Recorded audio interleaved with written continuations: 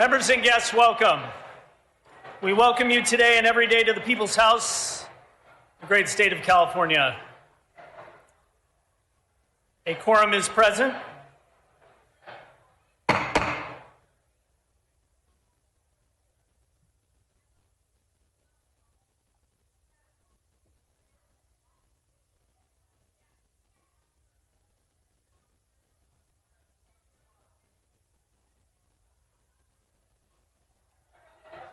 Thank you, members.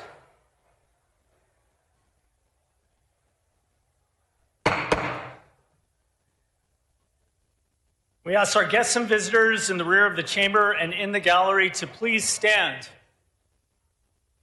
for the prayer and the flag salute. Reverend Noshta will offer today's prayer. Reverend Noshta. Please join me in a moment of reflection.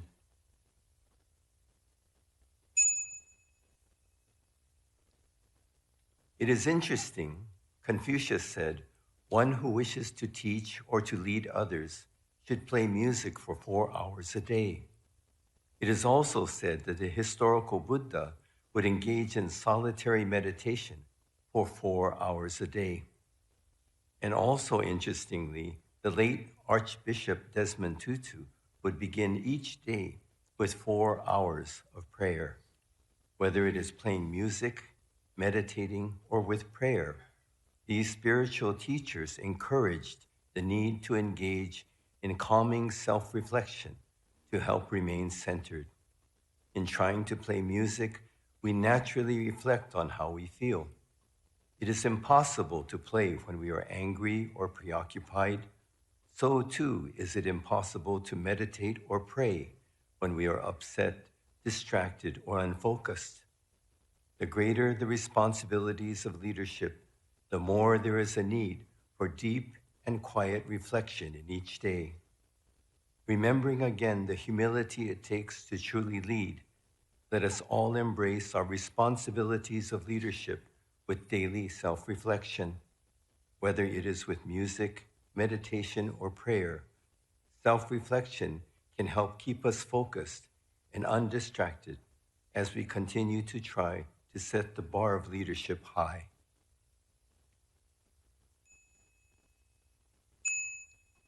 Namo Amida Butsu. Let us try to live with kindness and gratitude beyond words.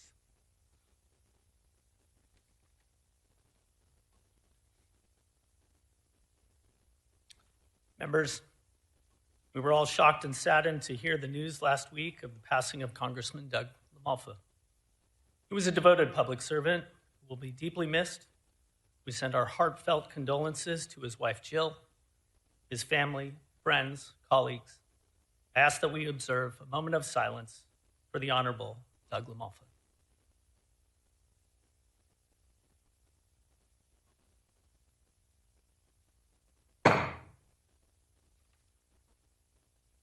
Now we ask our guests and visitors to remain standing and join us in the flag salute.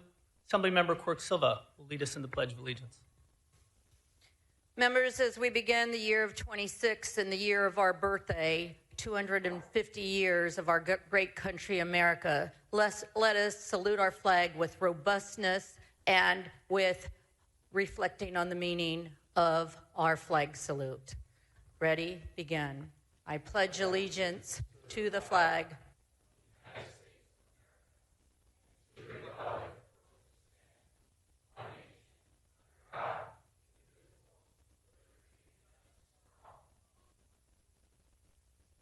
Without objection, let us recognize. Thank you.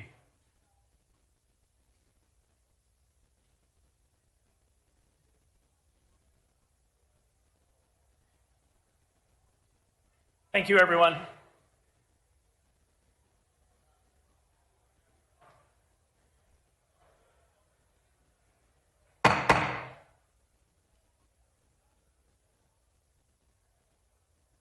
Thank you, everyone. Please take your seats. Quorum. Thank you, members. Let us recognize that we are on native land.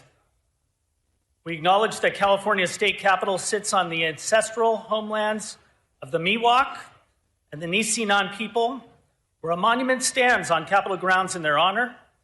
The broader Sacramento region comprises the ancestral homelands of the Miwok, the Nisenan, the Patwin, and the Southern Maidu people. Thank you, members.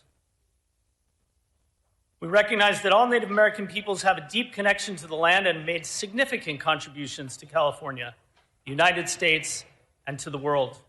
It is without a doubt very important for the legislature to help ensure that Native American tribes across California can grow and carry forward their tribal cultural knowledge and teachings on behalf of all Californians.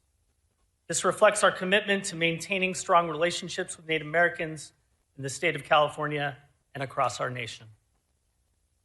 To our guests and visitors today, state law prohibits persons in the chamber from interfering with legislative proceedings or disrupting the orderly conduct of official business. Persons disrupting legislative proceedings are subject to removal, arrest, or other appropriate legal remedies. Reading of the previous day's journal. Assembly Chamber, Sacramento, Friday, September 12, 2025. The Assembly met at 1 p.m. The Honorable Josh Lowenthal, Speaker Pro Tempore of the Assembly presiding, Chief Clerk Sue Parker at the desk. Majority Leader Aguiar Curry moves and Ms. Sanchez seconds that the reading of the previous day's journal be dispensed with. Presentations and petitions, there are none. Introduction and reference of bills will be deferred.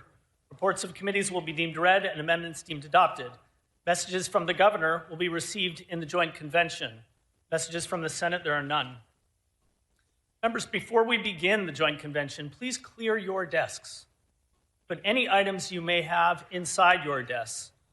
All tops of your desk, put items away now. All flags, all drinks, off your desks. Now moving on to motions and resolutions. Today's absences will be deemed read and printed in the journal. Majority Leader Aguiar Curry, you are recognized for your procedural motions. Good morning, Mr. Speaker. I request unanimous consent to suspend Assembly Rule 118A to allow Speaker Rivas to have guests on the floor at the rostrum and at the rear of the chamber today. Without objection, such shall be the order. Pursuant to Assembly Rule 96, I request unanimous consent to re-refer AB 277 Alanis from the Human Services Committee to the Public Safety Committee and then back to the Human Services Committee. Without objection, such shall be the order. Pursuant to Assembly Rule 97, I move to re-refer File 81, AB 710 Irwin to the Utilities and Energy Commission. Without objection, such shall be the order. And I request unanimous consent to suspend Assembly Rule 56 to allow the following committees to notice bills pending for re-referral. Housing and Community Development Committee to notice AB 739 Jackson for their hearing on Wednesday, January 14th, pending re-referral from the Business and Professions Committee. Local Government Committee to notice AB 748 Harbidian and AB 874 Avila Farias for their hearing on Wednesday, January 14, pending re-referral from the Housing and Community Development Committee. Human Services Committee to notice AB 277 Alanis for their hearing on Tuesday, January 13, pending re-referral from the Public Safety Committee. Human Services Committee to notice AB 673 Jackson for their hearing on Tuesday, January 13th, pending re-referral from the Education Committee. Water Parks and Wildlife Committee to notice AB 946 Bryan for their hearing on Tuesday, January 13th, pending re-referral from the Natural Resources Committee. Arts and Entertainment, Sports and Tourism Committee to notice AB 892 Schultz for their hearing on Thursday, January 15th, pending re-referral from the Water Parks and Wildlife Committee. And for the Judiciary Committee to notice the following bills for their hearing on Thursday, January 15th. AB 501 Pappen and AB 871 Stephanie, pending re-referral from the Banking and Finance Committee. AB 634 Jeff Gonzalez, pending re-referral from the Health Committee. AB 1159 Addis, pending re-referral from the Privacy and Consumer Protection Committee. And AB 1382 Castillo, pending re-referral from the Business and Professions Committee. Without objection, such shall be the order. At the request of the author, I am giving a one-day notice to remove item A-20, AB 362 Ramos from the inactive file. Clerk will note. That objection, motions and resolutions are now concluded. Members, we are now going to recess the regular session as guests arrive for the joint convention.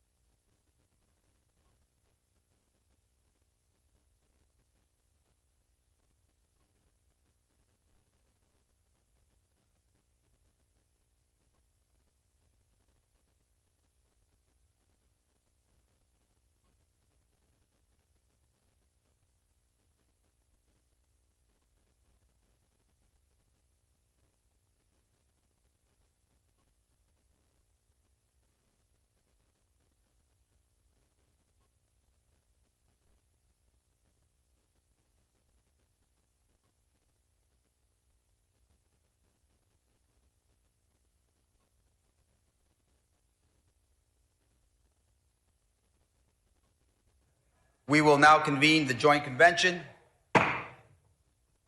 Everyone, please take your seats.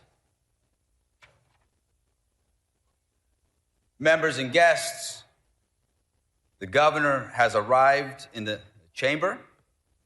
I'm appointing a joint committee to escort the governor to the rostrum. The following assembly members and senators should retire to the rear of the chamber.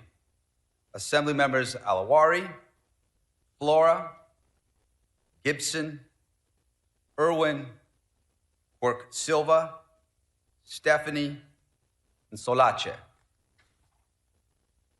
Senators Allen, Caballero, Durazo, Hurtado, Jones, Umberg, and Wahab.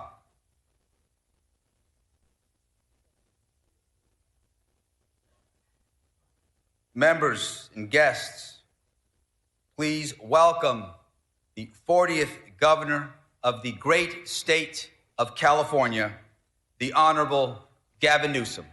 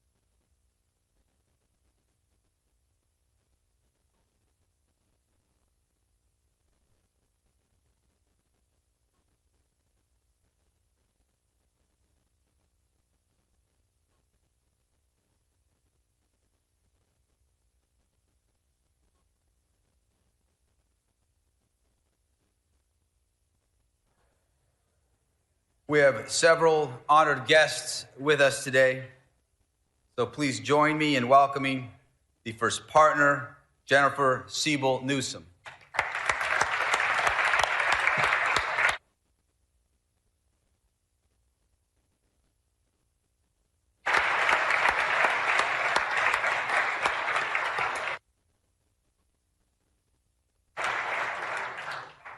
Please join me in welcoming the constitutional officers of California, Lieutenant Governor Eleni Kounalakis,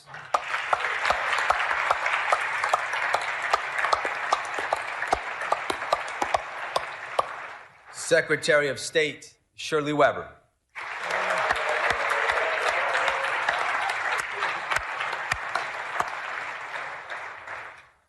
Treasurer Fiona Ma,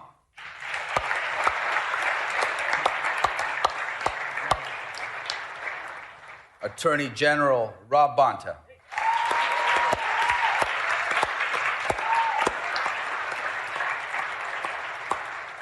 Superintendent of Public Instruction Tony Thurman,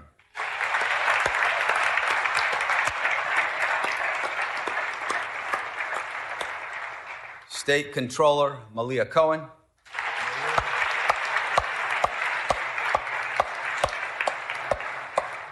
and with us today from the Board of Equalization from District 2, Sally Lieber,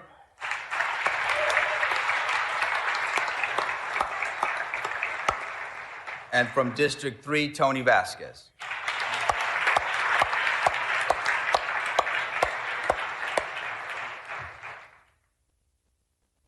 Please join me in welcoming the justices of the California Supreme Court, the Chief Justice Patricia Guerrero,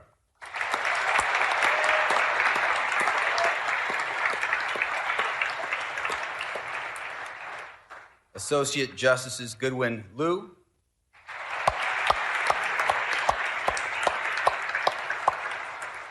Leandra Kruger,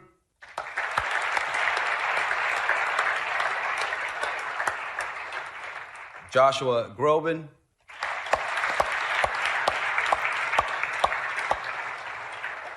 and Callie Evans.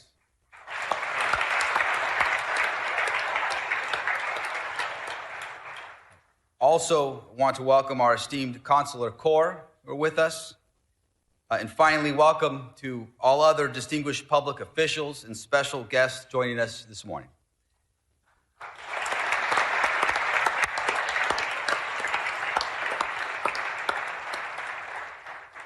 And before we start this morning's proceedings, I want to begin by calling for a moment of silence. A moment of silence to honor Renee Nicole Good, a U.S. citizen murdered by ICE yesterday in Minneapolis, and for the countless immigrants who have been detained, who have been denied due process, and are being held without charge in deplorable conditions across our country. America is a nation of immigrants, and we are nothing without the rule of law. Please join me in honoring Ms. Renee Nicole Good and so many others suffering in these unprecedented times.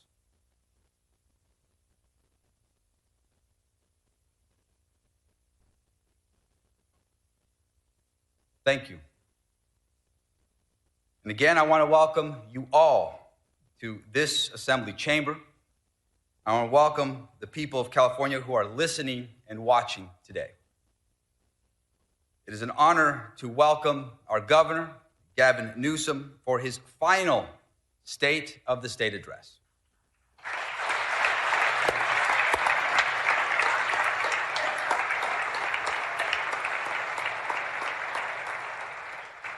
So, Governor, your bold, trailblazing leadership has strengthened opportunity, and it's helped shape California's future for generations to come. On behalf of everyone gathered in this chamber today, we extend our sincere gratitude.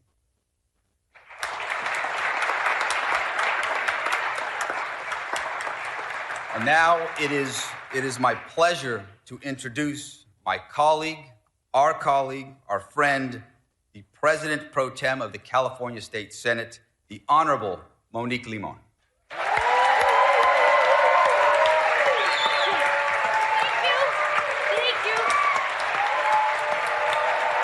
Thank you.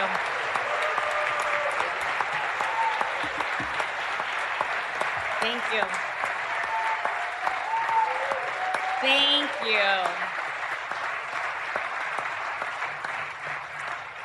Thank you so much. Thank you, Mr. Speaker, for that introduction and for bringing all of us together. My Senate colleagues and I have the honor to be here in the Assembly chambers to hear our governor's vision for his last year leading our great state. The Senate stands ready to work in partnership with the Assembly and our governor to advance the lives of almost 40 million Californians who call this great state home. And now, as the 50th President Pro Tempore of the California State Senate, it's my honor to introduce the first woman elected to serve as Lieutenant Governor, the Honorable Eleni Koulounakis. As a former U.S. ambassador, her leadership is rooted in diplomacy and collegiality, something these challenging times call for. And here, in her role as Lieutenant Governor, she has shaped to ensure that Californians have greater access to housing, education, and healthcare, priorities that my Senate colleagues and I share. Please help me in welcoming the 50th Lieutenant Governor for the state of California, Eleni Koulounakis.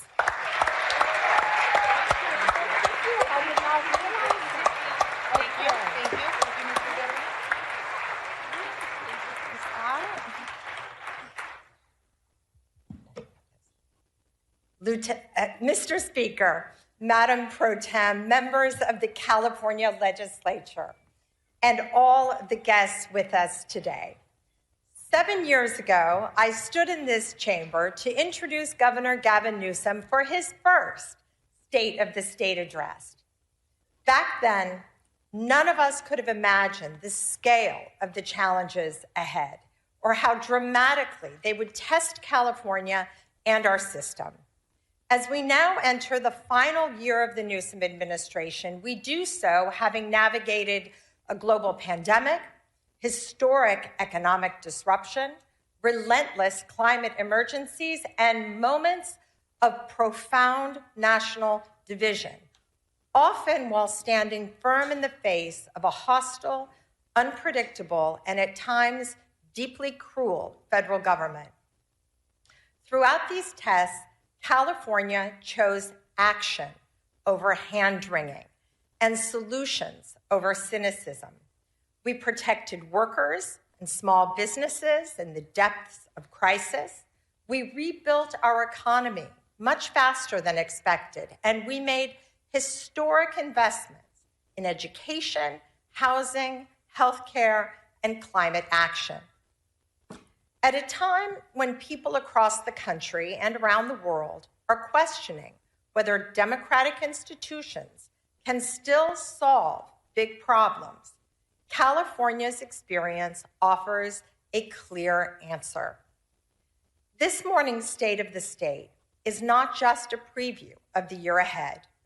It is a reaffirmation of what effective, accountable government can achieve, especially when it is led by a governor who measures leadership by impact, who believes deeply in the promise of California, and who has never backed down from the responsibility of governing in difficult times.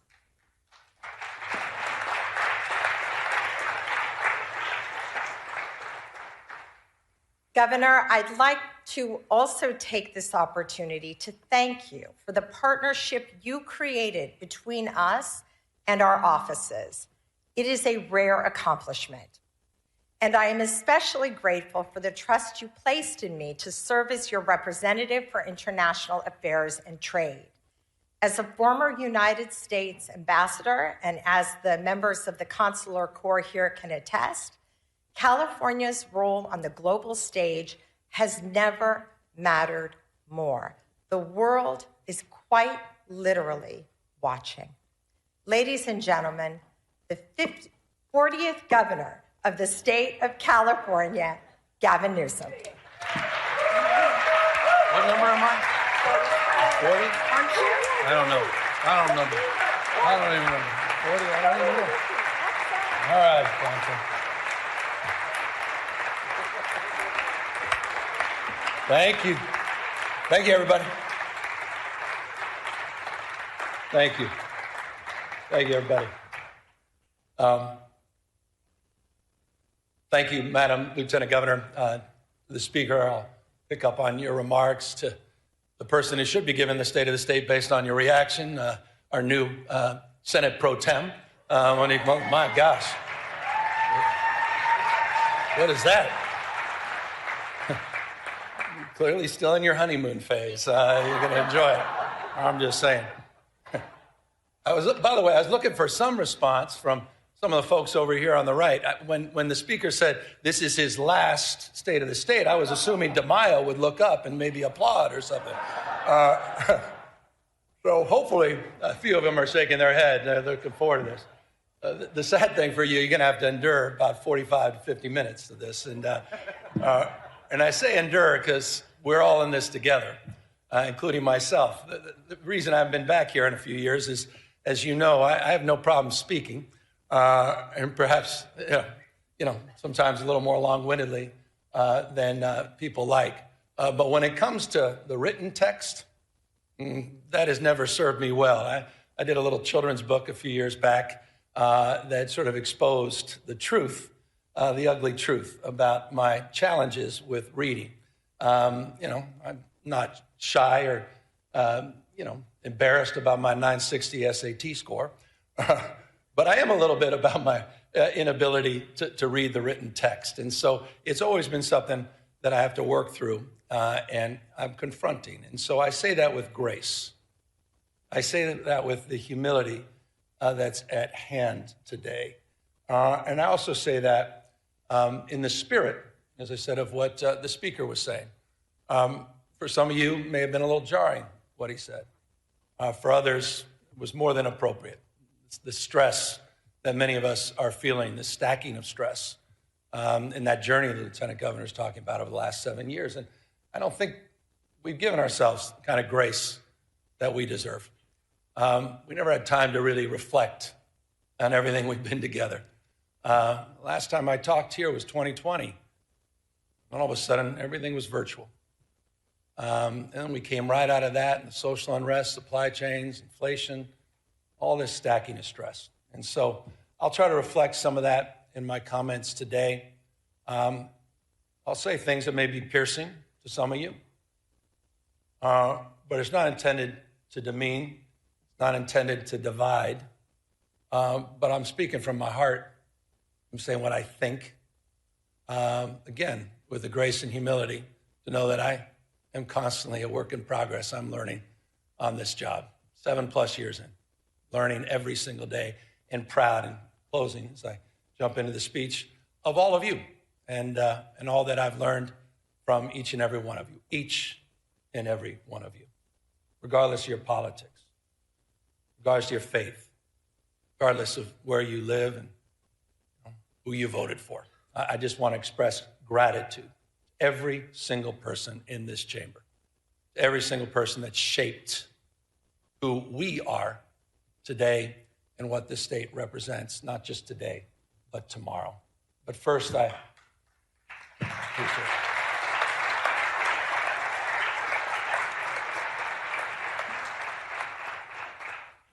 Speaking of shaping things, I've been thinking a lot about, your final speech. Think about your life. Think about your journey. Think about the things that shaped you. And I'll begin a little bit with that, about having spent nearly my entire life, now almost 6 decades, along the rivers of this remarkable state, from my youthful days on the upper American River with my dad to my time with my own children downriver, not too far from here. Those rivers that have shaped the story, not only my life, but shaped the story of California, a sense of place, from native people shaped by these rivers to men who extracted riches from their silt. The a shout of Eureka, Eureka. When the madness began, fortunes were made, fortunes were lost, time over and over again. Farmers who worked the soils nourished by those rivers, settlements that turned into towns, towns that turned into thriving American port cities, industries in our state flourished. Through 2 world wars, a Great Depression, and social upheaval, booms and busts, California endured. California thrived. And the rivers, they kept flowing. For 175 years, California has been a marvel of invention and reinvention, disaster and recovery, grit and ingenuity. We've found ways to build the future over and over. But today, that spirit is being tested. We face an assault on our values unlike anything I've seen in my lifetime. The federal government, respectfully, it's unrecognizable, protecting the powerful at the expense of the vulnerable. Their credo seems to be about fear, fear of the future, fear of the stranger, fear of change.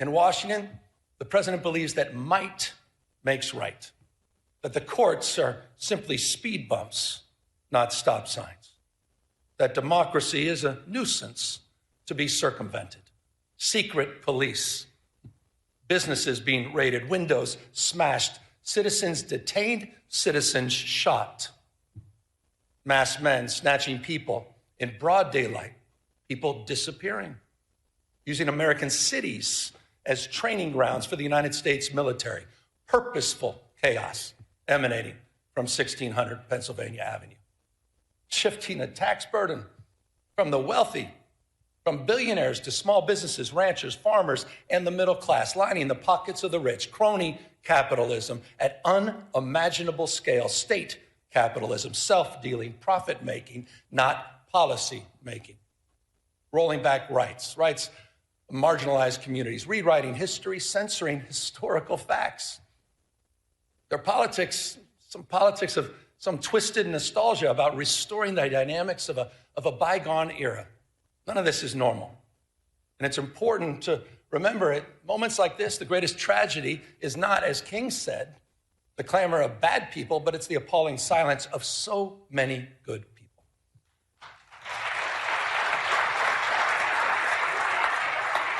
Not normal. But in California, we're not silent. You're not silent. You're not hunkering down. We're not retreating. We're a beacon. The state is providing a different narrative, an operational model, a policy blueprint for others to follow. This state, this people, this experiment in democracy belongs not to the past, but it belongs to the future. Expanding civil rights for all, opening doors for more people to pursue their dreams, dreams that are not exclusive, not to any one race, not to any one religion or class, standing up for traditional virtues, compassion, courage, and a commitment to something larger than our own self-interest, and asserting that no one, particularly the President of the United States, stands above the law.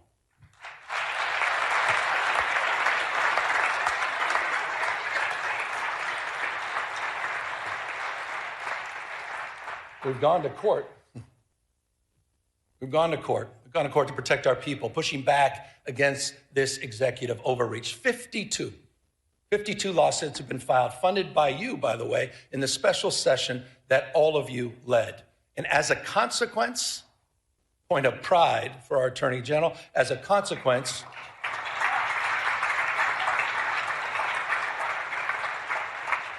we preserved about $168 billion in illegally frozen federal resources that belong to our schools, that belong to our hospitals, that belong to our seniors, resources that belong to all the people of this great state. We have one request for emergency relief, and we have affirmed the Constitution of the United States as the supreme law of the land.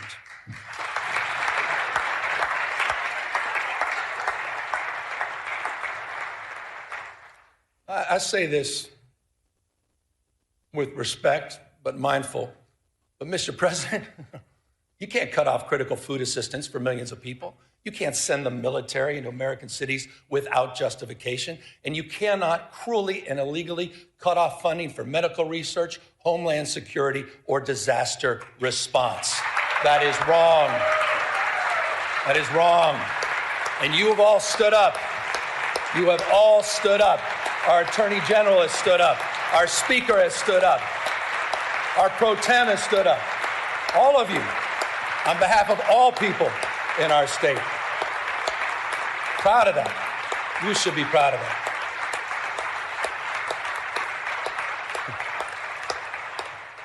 Well, I'm not naive.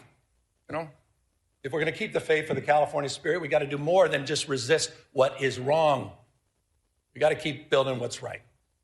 We're not defined, we all know this, we're not defined by what we're against, we're defined by what we're for, opportunity and dignity, derangement syndrome.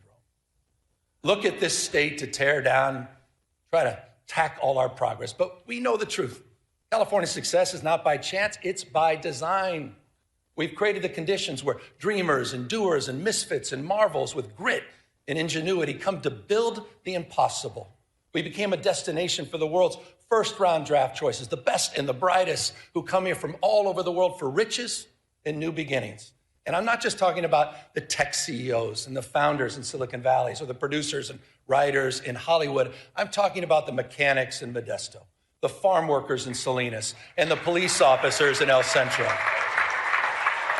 That's what we do, first-round draft choices. No state, simply no state in America that contributes more, none, to the American greatness. No state builds more ladders to success or sees around more corners. The biggest manufacturing economy constructed here. The most productive agricultural economy grown here. 18%.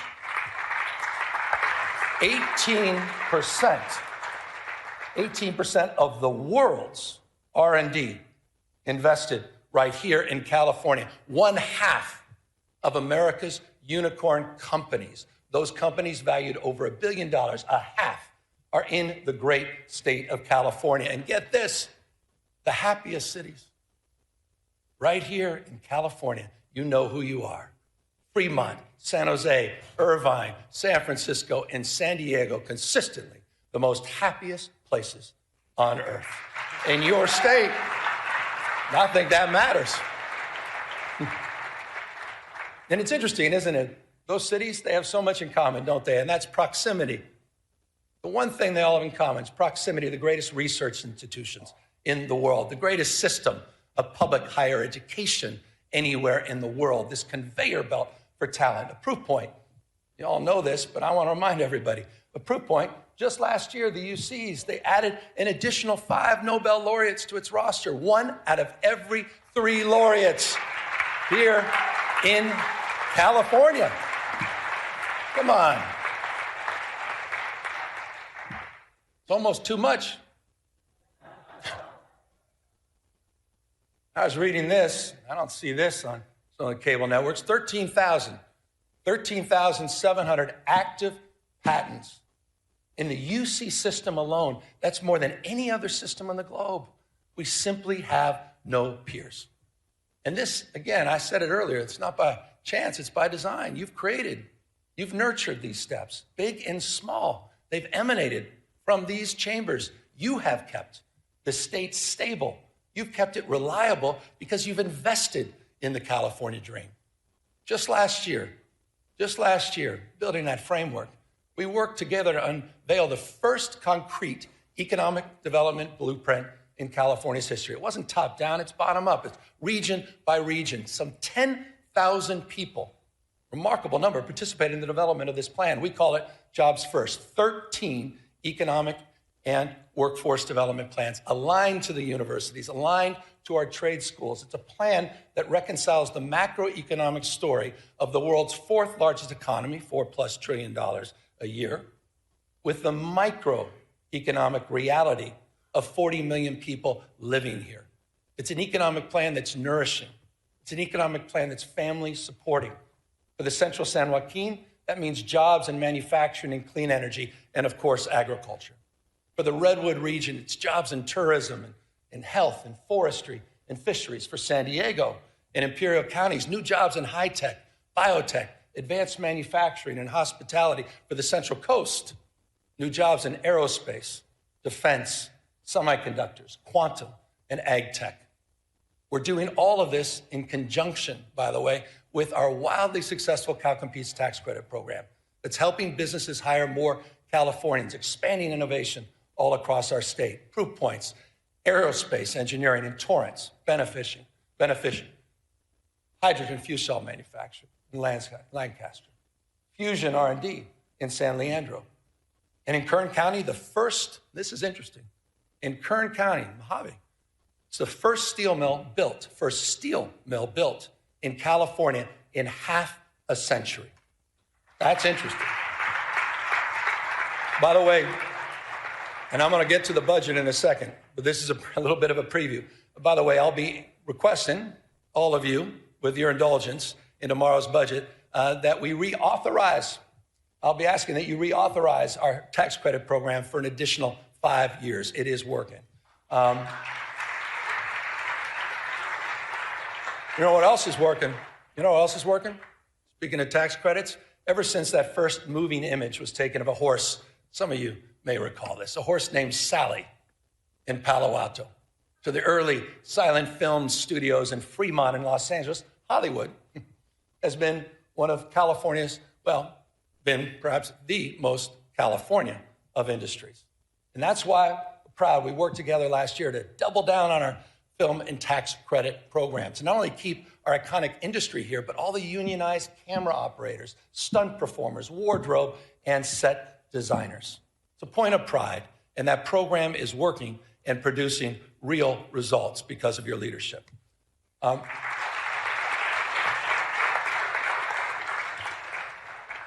But as we support our proud past, we also need to make investments in our economic future. We're defining the next decade and beyond through robotics and fusion and space and quantum and artificial intelligence. And speaking of which, I understand it goes without saying that no technology holds more promise, also and more peril to jobs, our economy, to our way of life than artificial intelligence. Bottom line is the tech genie's out of the bottle. The question is not whether change is happening, it is. The question is, what values will guide us into this new frontier? And that's a question you're answering, that we are answering. Last year, we worked together on landmark legislation to create the nation's first rules for responsible, ethical, and safe use of AI. Regulations that provide guardrails that balance risk and opportunity. This was a consensus effort and a template for the nation where you may have just seen, just recently, New York State adopted our approach, your approach here in California, and made it their own. That's California leadership. We're leading the way in this space. It's how we're shaping the future. And it's a unique combination, isn't it, of conscience and capital, entrepreneurial and innovative spirit that encourages risk-taking but discourages recklessness. Policy that creates predictability, so investors have confidence and innovators have space to dream and do. Compare that to this carnival of chaos on the national stage. All these mini dramas that we have to deal with hour by hour, this sort of vapid day trading with real world consequences. No more striking than that big, beautiful bill. I want to remind everybody what it means to all of us here in California. That big, beautiful bill is putting 1.8 million Californians at risk of losing their health insurance. 2 million facing premium increases. 2 million. Cuts in food aid poised to impact some 375,000 Californians. And for what? For what? All to benefit the top 10% of this country. People already own 2/3. Top 10%, 2/3 of the household wealth. Plutarch. Brown quoted Cincinnatus in his last speech. I'll quote Plutarch. Said the imbalance, said this almost about 2,000 years ago. He warned the Athenians. Imbalance, 2,000 years ago. The imbalance between the rich and the poor is the oldest and most fatal ailment of all republics. Think about that. 2,000 years ago.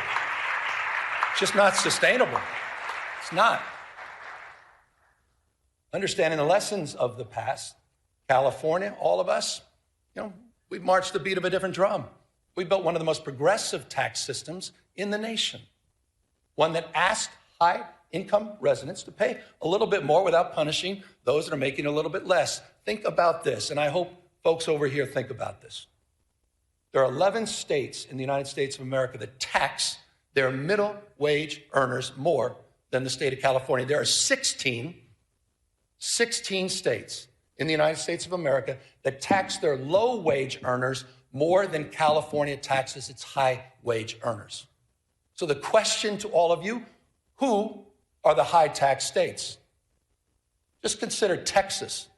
Just consider Florida, the two most regressive tax states in America. They're hammering their low-income earners. They're hammering them more than their wealthiest. Who are the high tax states? California stands for fairness. And by the way, it's not just in our tax code and our tax policy in more ways than one. And that's why I was proud. I was proud to work with all of you last year, proud to work with the legislature to raise the minimum wage for fast food workers in this state to $20 an hour.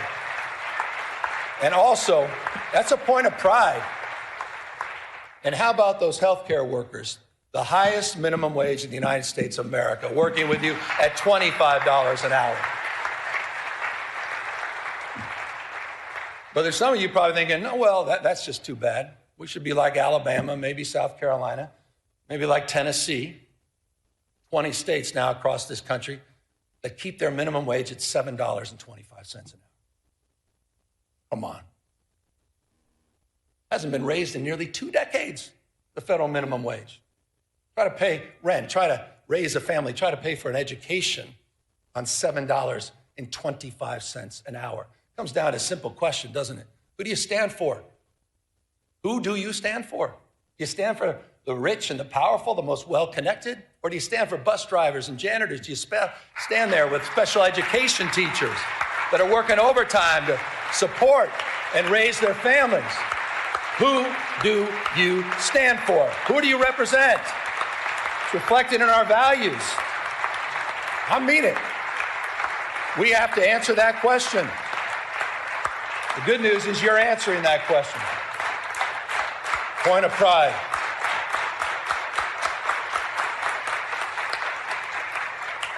California way.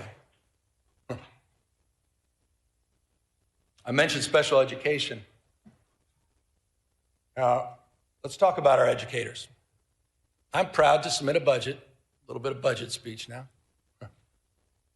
I'm proud to submit a budget tomorrow that has the most significant investments in California's education history.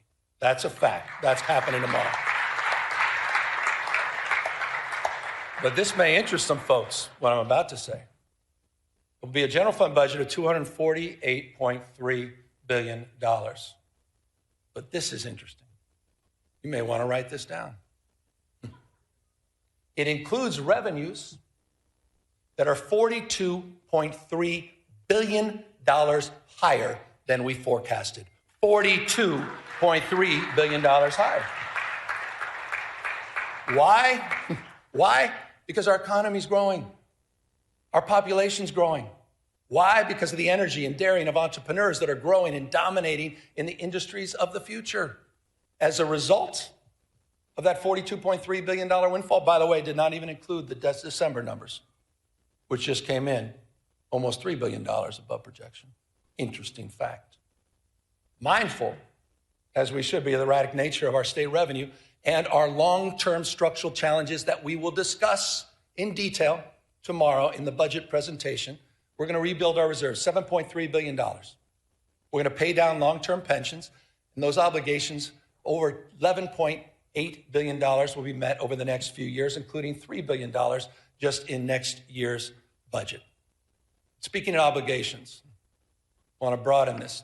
Some of the work that we've done together. It's the obligation that we have, no greater obligation than to our kids. And back to the issue of education. That's why tomorrow's budget includes a record-breaking $27,418 per student. We have never had per pupil investment as large as that in our state's history. It's also a budget, we got to celebrate our wins. We forget about these things. It's also a budget that fully funds our brand new grade, TK for all, and maintains our commitment at the same time to reduce class sizes. Fully funded. Also a budget that continues our nation-leading investments. And I'm proud. My wife, thank you for the recognition, Mr. Speaker, my wife. But I'm proud, but she hadn't done anything yet. Hold on.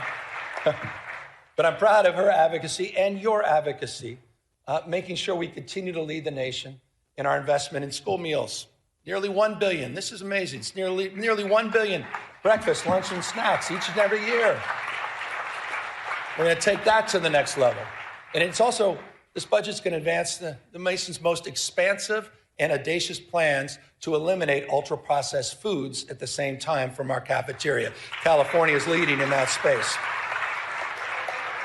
Now, I say we're leading in that space, but you may have seen the space in that morning paper. You may have seen the space on cable networks, or Donald Trump just announced a couple days ago that he will illegally be cutting all federal funding for TANF and childcare in, curiously, just 5 blue states in America, including California.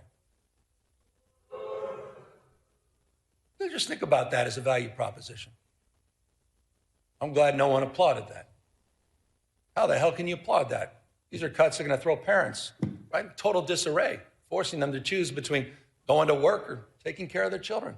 And it'll also be cuts that put at risk, Madam Pro Tem understands this, the most significant expansions of childcare in the United States of America that are happening right here in California. Here's the number. Our investments support close to 500,000 children. 487,000 children are supported through our healthcare expansions in this state, saving families thousands and thousands of dollars a year. That is a point of pride, and it's a point of privilege to acknowledge the leadership of the Women's Caucus, our new pro tem, and many of you for helping make that happen. It's also a point of contrast with the current administration.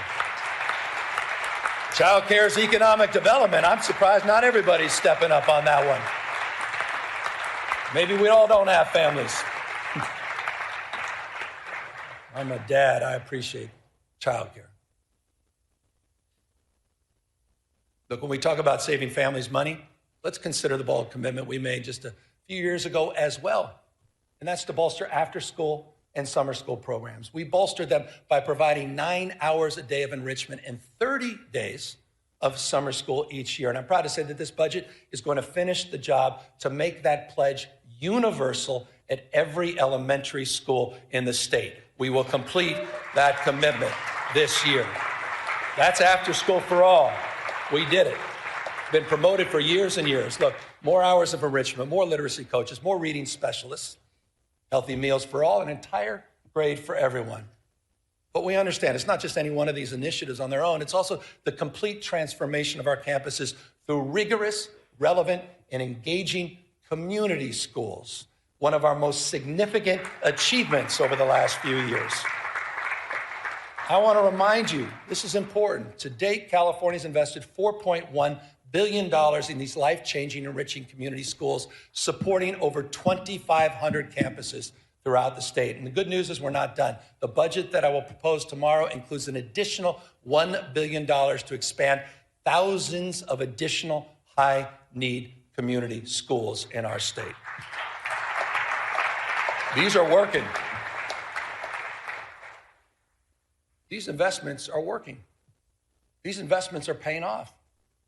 Just this year, this may have gone lost in all the noise, but just this year, we've seen improved academic achievement in every subject area, at every grade level, in every student group, with greater gains of test scores for Black and Latino kids. That happened, and that's happening in California's public educational system. And it's a point of pride. It's a point of pride that those gains are particularly pronounced in Los Angeles, the nation's second largest school district. And I just want to say this to the teachers, the classified employees, and to the parents of LA Unified School kids. You should be very proud of your progress you're making, particularly proud of your leader who's here, the Superintendent of Public Education, Alberto Cavallo, who's here with us today, who's just been doing a remarkable job. Alberto, I appreciate you coming all the way up from Los Angeles. And just so you know, he's only been here a few years, but under his stewardship, the district is outpacing statewide progress. They're exceeding pre-pandemic levels in every category and reaching, get this, the highest levels recorded since the current state assessments were launched a decade ago. Under his leadership, that's happening in the nation's second largest school district. I say this all the time, you're nothing but a mirror of your consistent thoughts. Whatever you focus on, you'll find more of. And I don't think it's such a bad thing that we start focusing on what's right in terms of the investments we made and the return on the investments that we're experiencing. And the superintendent, I assure you, he's the first one to say and acknowledge that we have a lot more work to do. With that, we also have some reforms that I think are long overdue. And I know not everyone may share enthusiasm for these reforms, but I think it's time to modernize the management of our educational system. So the budget I'll be submitting tomorrow proposes that we unify the policy making by the State Board of Education and the Department of Education, which I believe will allow the State Superintendent of Public Instruction to align our educational policies from early childhood through college much more efficiently. I believe that's important and long overdue reform. Speaking of long overdue, I thought we all made the right decision about getting rid of cell phones last year in public schools. I think everybody can agree on that. And if you don't agree, you're not a parent. Every parent understands this. Our kids are increasingly more anxious, more addicted, less free, less happy, because so much of their lives is lived online. So much of their lives have become performative, right? Measured by external validation, likes and followers. We're watching the spiritual health of our young people erode, quite literally, erode in real time. The vital conversation about what to do, that's played out here disproportionately in these chambers for well over the last decade. So I'm proud of all of you. I'm proud of California's leadership, leading the nation in kids' online safety, thanks to laws that you've passed, including many that I had the privilege of signing just last year on age verification, on chatbot safety, on parental controls. But recently, you saw the headlines. You may have reacted, some of you a little bit more than others, to some of those headlines in Australia. Started making you think, are we doing enough? Can we do more? And so the consequences of getting it wrong, you all understand, it's too apparent. Depression, social isolation, some cases, even marginal radicalization, if you think I'm overstating it. What's going on with our young men? What's going on with our boys? Not just online, but also offline. And forgive me for this. I paint a tougher picture, but I thought it was important. You walk into a morgue, you see 5 young people who may have taken their life by suicide. 4 are men. Boys are 14 times more likely to be incarcerated. Boys, 3 times more likely to die from an overdose, twice as likely to be homeless. 1 out of 7 men doesn't even have one friend. Half, this is interesting, may not be surprising to some of you, half of young men have not even asked a woman out on a date in person. Men are struggling. Boys are struggling. The good news is we're responding in this state. I was proud to recently issue an executive order that, among other concrete actions, creates a new service challenge. We call it the Men's Service Challenge. We're calling on 10,000 young men to step up as tutors and mentors and coaches and leaders in their communities. I think that's important. We need more young men. By the way, I saw my wife. She was kind enough to stand up. This is not an ad. But about 20 years ago, she did a landmark film about the misrepresentation of women and girls called Misrepresentation. Oprah bought it. It was very well received. 2 years later, she followed up with a documentary most folks forgot about called The Mask You Live In, 2015, about masculinity and the crisis of masculinity. Not in a toxic sense, not in a pejorative sense, but what was happening with men and boys over a decade ago. This issue is a real issue, and it is not a zero-sum issue. This is not a zero-sum issue. We'll continue nation-leading efforts for women and girls, but we have to address this issue. And it's not, again, just addressing the issue through service that's targeted at boys. It's also service that extends through our larger Service Corps initiative in California. I think this is important. California's Service Corps is now larger than the Peace Corps. No other state can lay claim to that. We have service matters. Shared experiences matter. You want to deal with all this crisis and all this stress? Shared experiences. No one's asking who you voted for. No one asks you where you live. Shared experiences. And we have a College Corps program in this state you have funded. Thank you. The College Corps program, unlike anything else in the United States, over 3,500 students are earning up to $10,000 to reduce their cost of education. And what we ask for in return is 450 hours of service. Service. I'm a Sarge Shriver guy. Service, he said, is the heart and soul of what binds us together. Helping personal character, helping with friendships, as well as helping with careers. And on the career front, I also want to highlight something that you funded. I want to highlight the progress you've made. I want to thank you for the commitment. We created the state's first master plan for career education. It was a 3-year process. We just recently completed it. Creates these seamless, debt-free pathways from school to high-paying jobs with or without college experience. We're integrating new training, strengthening these regional partnerships, and building a new career digital passport so people can track their skills. We set a goal of 500,000 apprenticeships by 2029. Today, we have exceeded that goal. Over 600,000 earn and learn opportunities, more than any other place in the country, have been funded by all of you in this chambers. That is a big accomplishment. No other state can lay claim to that. Apprenticeships matter. And these are folks in the skilled trades, right? These are the electricians and the laborers and the carpenters. And by the way, they're already at work strengthening and building the physical foundations of our state. Right now, in the state of California, we are building more infrastructure projects than at any other time since Governor Pat Brown. That is a fact. It's a fact. And by the way, we've got a website called build.ca.gov. And you'll see when you go to that website, into your districts, into your community, you'll see the progress. $109 billion currently underway, more than 28,000 separate projects supporting over 200,000+ jobs to strengthen this state.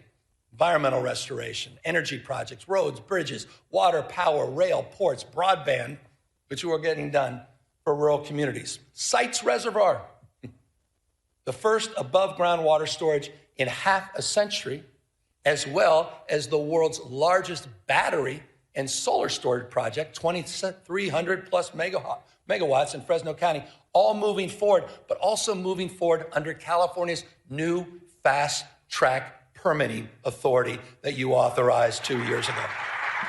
Getting it done and getting it done faster.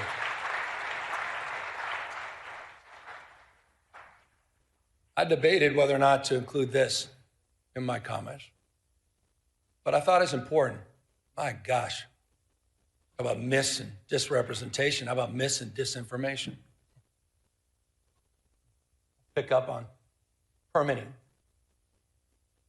fast tracking. You know, we're also laying tracks. Laying tracks in the nation's first high-speed rail system.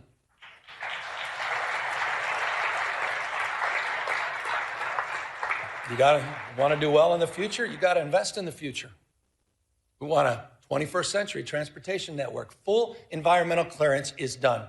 We built over 50 major structures. More than 60 miles of guideway have been completed, ready for immediate track lane in the Central Valley. 2,270 parcels and right-of-way have been procured. Full electrification Ask the folks in the Bay Area, they understand this full electrification of 51 miles of tracks for Caltrans, which is allowing people to move more quickly and more efficiently. We're connecting some of the fastest growing places in our state, and I'm proud of this. I'm proud of Fresno. I'm proud of Madera. I'm proud of Bakersfield. Those are communities we shouldn't be talking down to. Those are communities we shouldn't be talking past. This is one of the great economic investments in those regions of our state, and will make commute times shorter and make life more affordable for the people of the Central Valley, and they deserve it.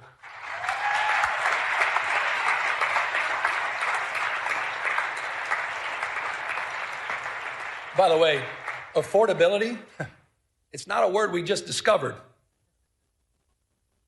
Certainly not a hoax. So just briefly, here's the way we think about it. I think the way most of us think about it, it's not just one issue. It's a stacking of many, many issues on top of each other. But the one issue that impacts more things in more ways on more days, pretty self-evident, cost of housing. It's really California's original sin. For decades, it's true. For decades and decades, the California housing reforms have been sort of notable for delay, often even denial. That said, a few years back, we got to work. In 2019, we passed the strongest statewide renter protections in the United States of America. We did that together. In the past few years, we have enshrined the most consequential housing reforms in our state's history. Just last year alone, and I'd have to name check about 20 of you. Scott Buffy among many. But I'd probably lead with those two. I was proud to sign 61 housing reform bills, clearing away regulatory thickets, forcing local governments, often resistance, to get in the game, and modernizing our environmental review.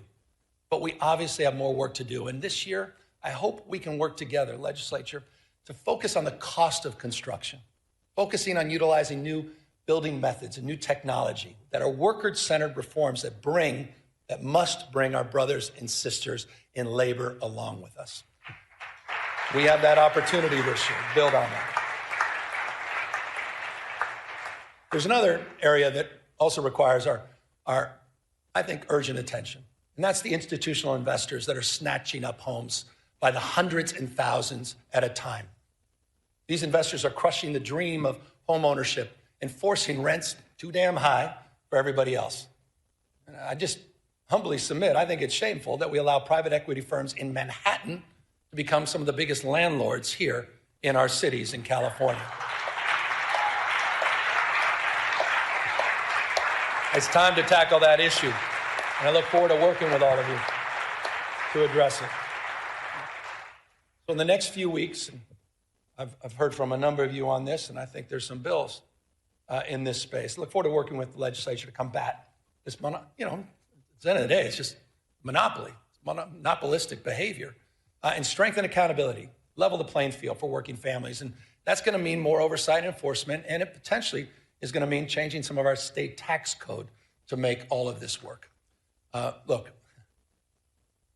Malia liked the word tax. Housing is just one component. Housing is one component on this stack of affordability challenges that we face. And that's why our stack of solutions has included more than tripling the earned income tax credit in this state and providing some $7.6 billion back into the pockets of people since 2019.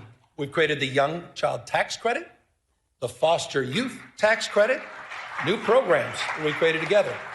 And I'll remind you, we increased paid sick leave and paid family leave, allowing eligible workers, this is important, just went into effect, to receive up to 90% of their wages while they're raising and supporting their families. Few states in America are doing that.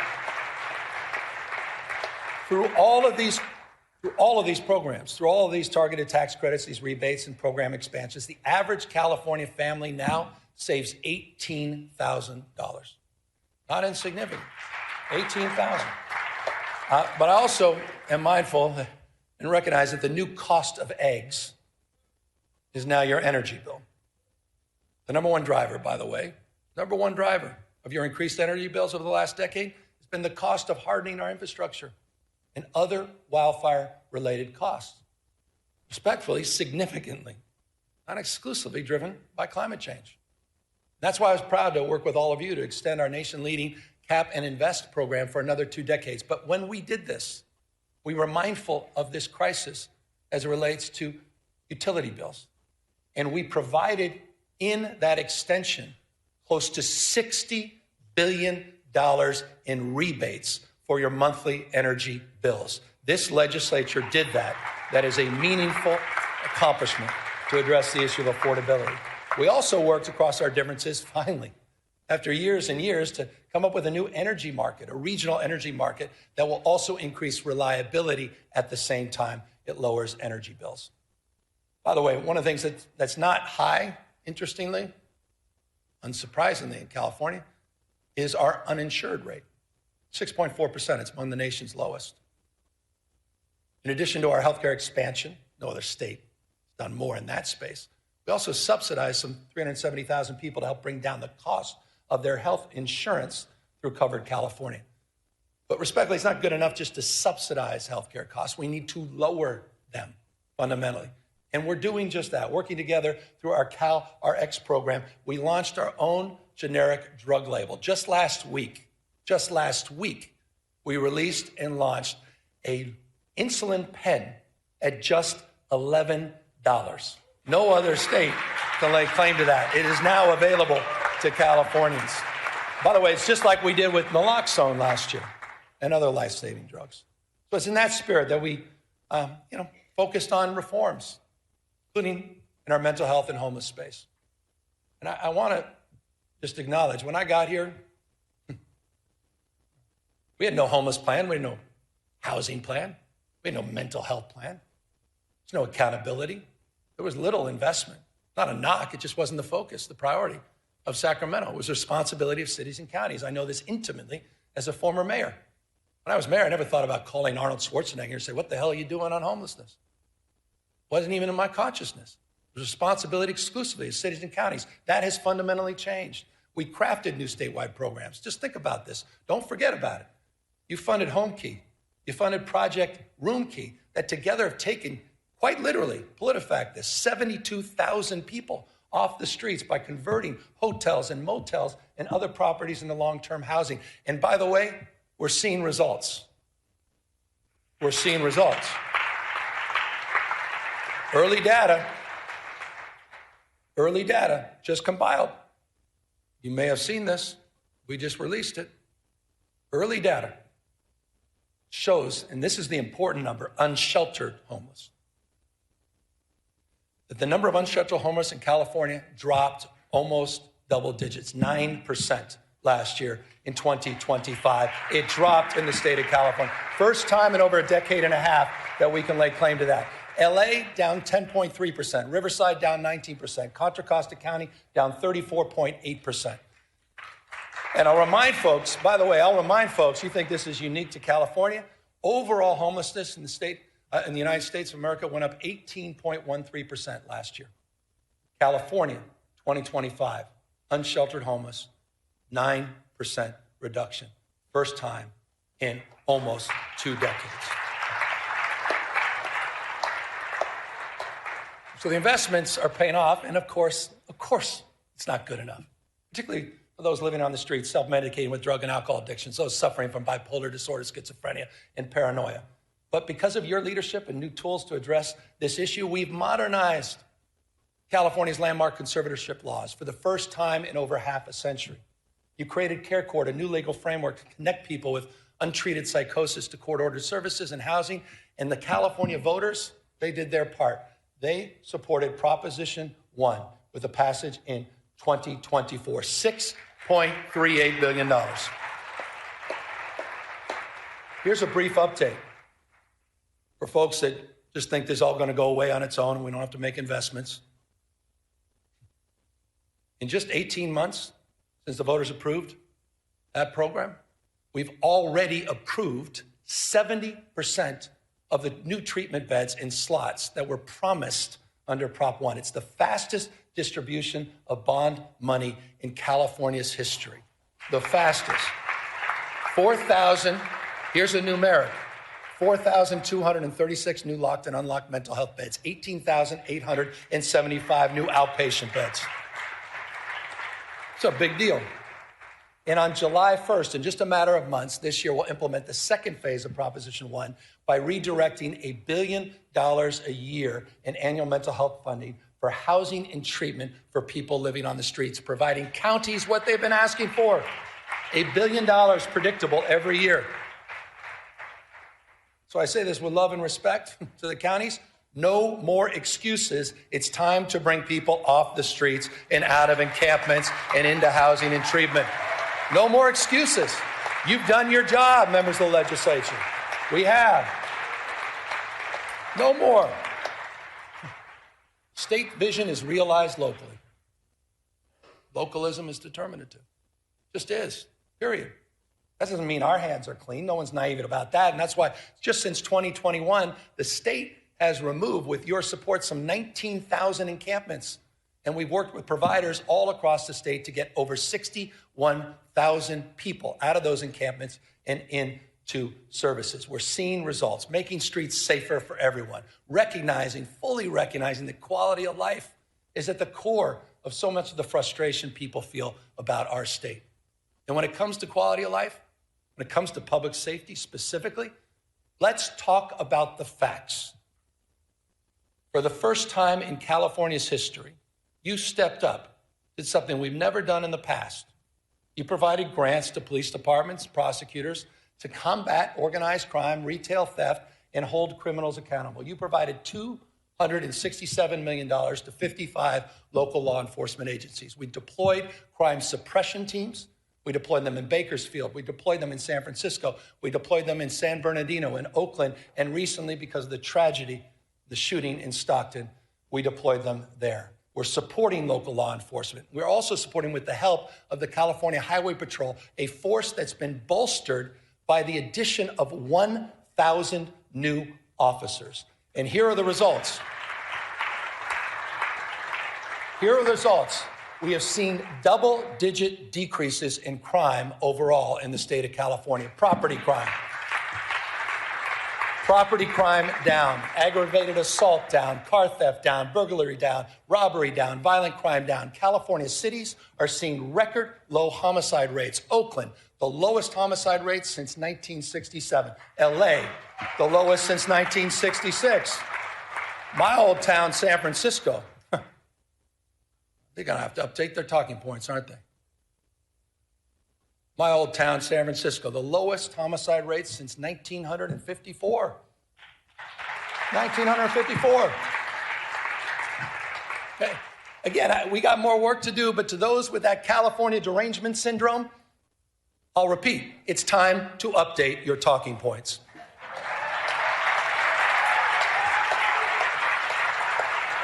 You guys have been working hard at this. No one's walked away from public safety.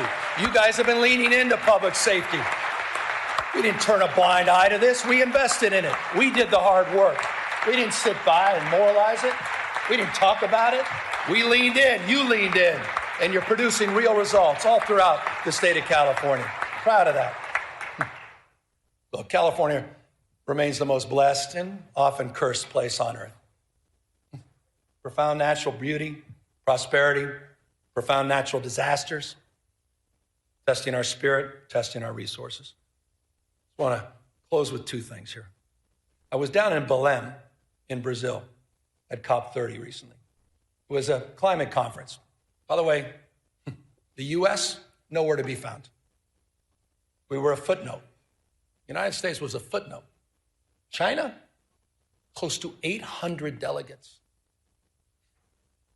United States, not one. Not even a note taker.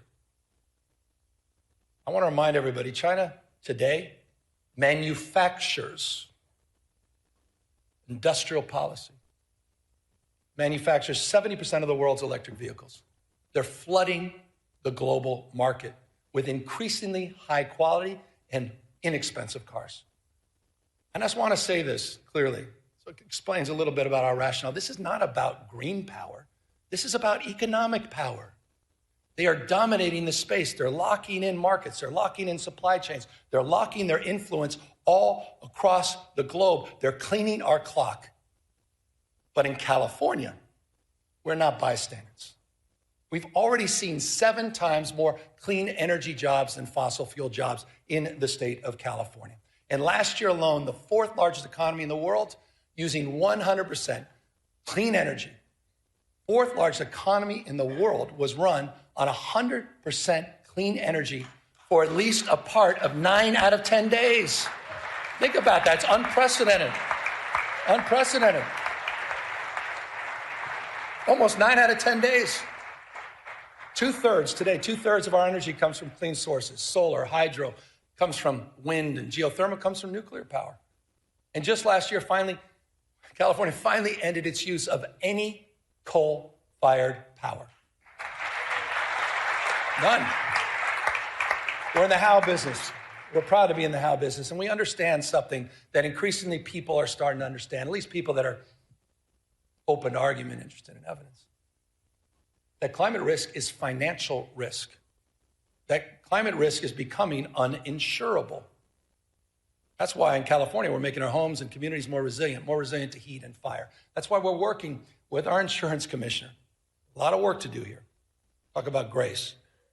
Working with our insurance commissioner to protect homeowners from unpredictable rate increases and cancellations. We became the first state, together, we became the first state in the country to require insurers to lower insurance for home hardening upgrades. That is not the case in any other state. And in the last few months, this is important, in the last few months, 6 insurance companies announced their commitment to remain in or expand coverage here in California. Again, a lot more work to do. That was important. That was an important milestone. You saw it, Farmers and Mercury and some of the AAA affiliates. Important milestone. But more work to do. Fully implement the commitments we laid out in the sustainable insurance strategy, and more work to do to hold insurance companies accountable for meeting their obligation to insure in high-risk areas throughout the state of California.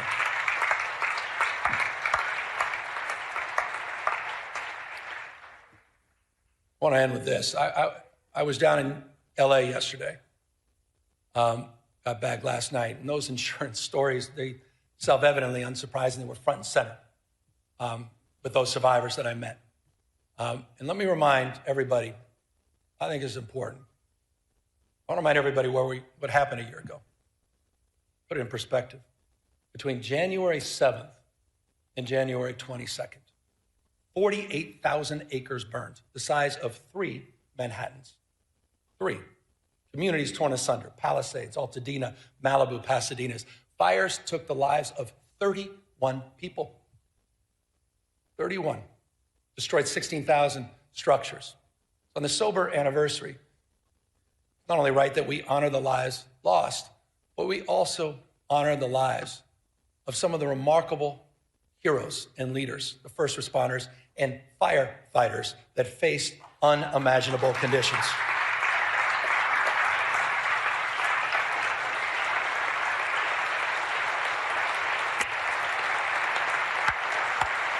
Some of you were there. You saw it.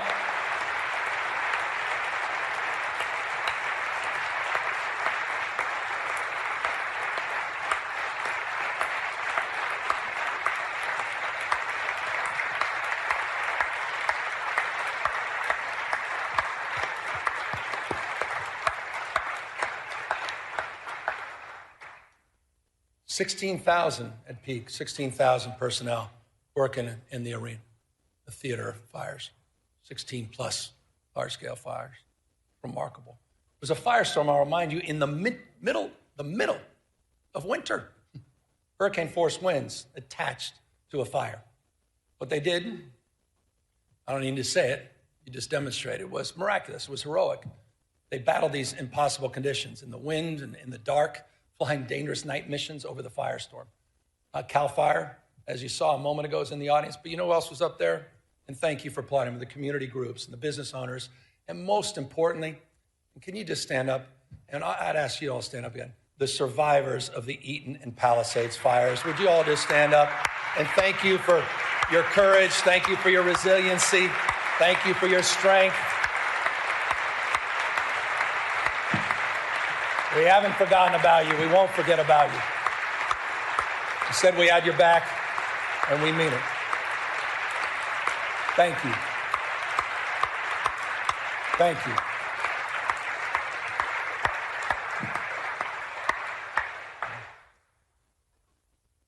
It's always difficult sometimes to talk about this because we were in roundtables, Jen, members of my administration yesterday talking to survivors, and it's called comfort when you say we have the fastest debris removal in U.S. history, which is true. Fact. We provided mortgage relief. You provided $2.5 billion of grants and funding. I've signed 27 executive orders.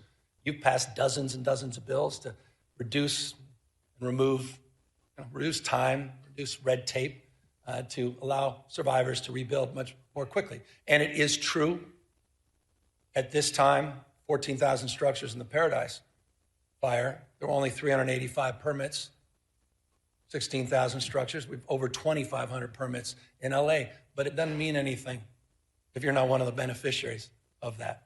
And so we recognize that it's not good enough, and it's not nearly good enough.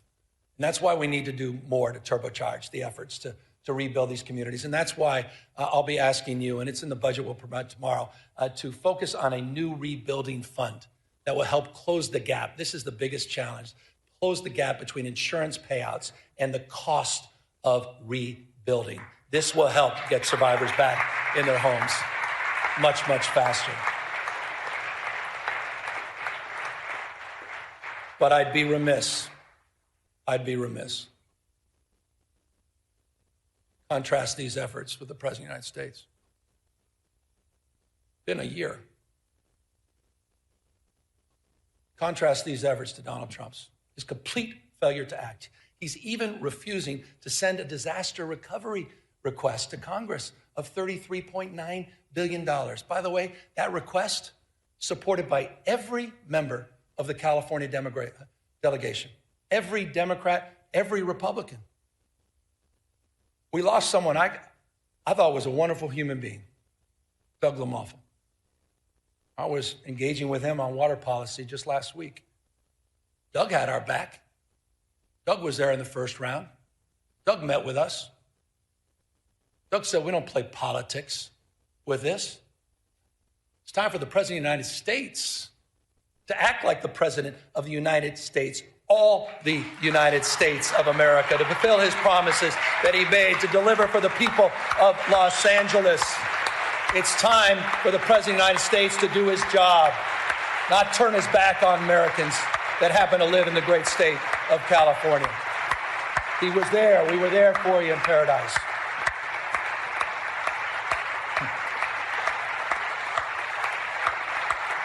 The United States of America. The United States of America. Yes, no doubt these are challenging times. It's not just because of the fires, not just because we get to the federalization of the National Guard or the assault on our democratic norms and institutions. And yet, I think it was one of our finest. Because hardship doesn't merely wound us, it reveals us. The story of California has never been a story of ease. It's a story of effort, strengthened by trial and enlarged by the people who refuse to give up on one another. We built something that is not perfect, not finished, but it's real, always moving forward, like the rivers that define our landscape. Our people themselves are unstoppable. We're home to more Americans than any other state. Culture, food, music, AI, biotech, quantum computing, agriculture, all happens here first. We don't run from change, we drive it. And we're proving that inclusive democracy works. We're proving that expanding human rights works. We're proving that legal immigration works. And we're proving that a progressive tax structure works. California's never been about perfection. We're about persistence, the courage of our convictions, and the strength to embody them. That's the California way. And it lights the path for the rest of the world. The work we do, the work you do, building a California where every person can see themselves is never ending. And so we continue on. Because years from now, we can tell our children we did not settle for the world as it was. We can say with pride, we built something worthy of them. We built the future. Thank you all very, very much. Thank you to this legislature for your remarkable leadership. Thank you.